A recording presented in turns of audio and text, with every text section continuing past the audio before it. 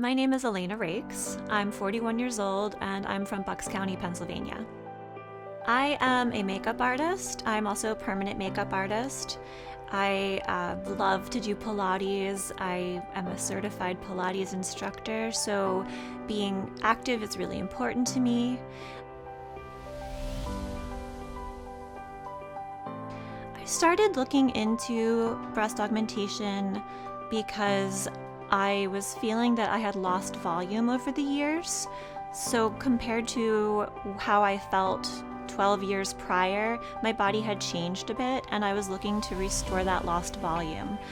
I also, I never thought that I would be the person that would get a breast augmentation, but the more I looked into it, the more I found out how many people I knew that had been through it and were really happy with their results. So I became more and more comfortable with the decision. When I started looking into breast augmentation and a potential surgeon, I did start looking on social media. I checked into different doctors' profiles, looking for before and after photos. I also found a really great group on social media that it's basically a support group for people that are about to have an augmentation or they've been through one and they're getting a revision. And it was very informative. I found out a lot just looking through other people's posts, and it was a whole network, like a sisterhood of people that have had an augmentation.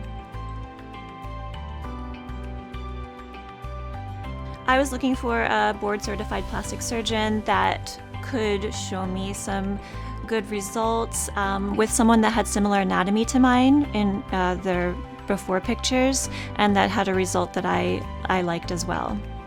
Going into my consultations, they were all very thorough with their explanations. Most of the time, I got all of my questions answered. We talked a lot about size goals. Bringing in goal photos was a big part of it. Talking about their process and where they prefer to make incisions, what the options are, the healing process, how long they expected it to take, and when I'd be able to go back to my lifestyle. So we talked about the risks and complications of the surgery. I knew going in what the most common complications were, and I felt comfortable moving forward with the surgery. The benefits outweighed the risks for me. When I met with my surgeon, I told him that I was looking to restore lost volume, that I wasn't looking for a huge change, just an enhancement that would bring me what I felt like I had before. When I went in for my consultation, we had different implants that were touchable and squishable, and we could pick them up and see the differences between the sizes, between the consistency, the gumminess of it.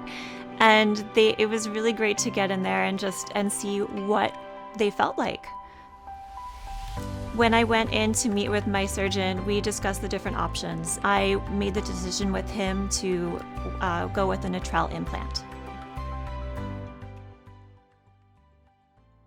Natrelle Breast Implants, important safety information and approved uses. Breast implants are not considered lifetime devices. The longer people have them, the greater the chances are that they will develop complications, some of which will require more surgery. Breast implants have been associated with the development of a cancer of the immune system called breast implant-associated anaplastic large cell lymphoma, BIA-ALCL. This cancer occurs more commonly in patients with textured breast implants than smooth implants, although rates are not well defined. Some patients have died from BIA-ALCL. Patients receiving breast implants have reported a variety of systemic symptoms, such as joint pain, muscle aches, confusion, chronic fatigue, autoimmune diseases, and others. Individual patient risk for developing these symptoms has not been well established. Some patients report complete resolution of symptoms when the implants are removed without replacement. Who can get breast implants? Natrelle breast implants are approved for the following: breast augmentation for women at least 22 years old for silicone-filled implants, and for women at least 18 years old for saline-filled implants. Breast augmentation includes primary breast augmentation to increase the breast size and revision surgery to correct or improve the result of a primary breast augmentation. Breast reconstruction. This includes primary breast reconstruction to replace breast tissue. tissue that has been removed due to cancer or trauma, or that has failed to develop properly due to a severe breast abnormality. This also includes revision surgery to correct or improve the result of a primary breast reconstruction. Who should not get breast implants? Breast implant surgery should not be performed in women with active infection anywhere in their body, women with existing cancer or precancer of their breast who have not received adequate treatment for those conditions, women who are currently pregnant or nursing. What should I tell my doctor? Tell your doctor if you have any of the following conditions, as the risks of breast implant surgery may be higher. Autoimmune diseases, example lupus and scleroderma, a weakened immune system, example taking medications to decrease the body's immune response, planned chemotherapy or radiation therapy following breast implant placement, conditions or medications that interfere with wound healing and blood clotting, reduced blood supply to breast tissue, clinical diagnosis of depression or other mental health disorders including body dysmorphic disorder and eating disorders. Those with diagnosis of depression or other mental health disorders should wait for resolution or stabilization of these conditions prior to undergoing breast implantation surgery. What else should I consider? There is a boxed warning for breast implants. Please see bold text at beginning. Many changes to your breasts following implantation are irreversible. If you later choose to have your implants removed and not replaced, you may experience dimpling, puckering,